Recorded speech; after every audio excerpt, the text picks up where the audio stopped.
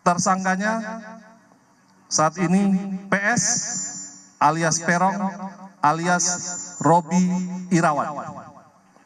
Korban 1. Muhammad Rizky Rudiana, meninggal dunia.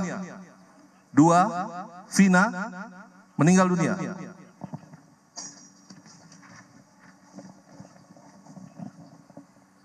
Peran tersangka PS alias Perong alias Robi Irawan berdasarkan putusan pengadilan nomor 4 Pit.B garis miring 2017 garis miring PN Cirebon tanggal 19 Mei 2017 atas nama terdakwa Hadi Saputra dan kawan-kawan, yaitu melempari korban Rizky dan Vina dengan menggunakan batu yang mengenai spakbor, lalu mengejarnya sampai di flyover.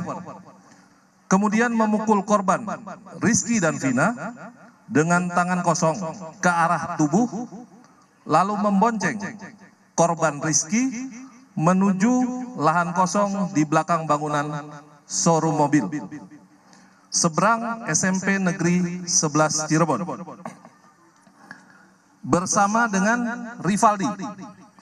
Selanjutnya memukul dan menyabetkan samurai pendek berbentuk pipa ke korban Rizky dan memukul korban Vina dengan menggunakan tangan kosong mengenai hidung sampai mengeluarkan darah di TKP.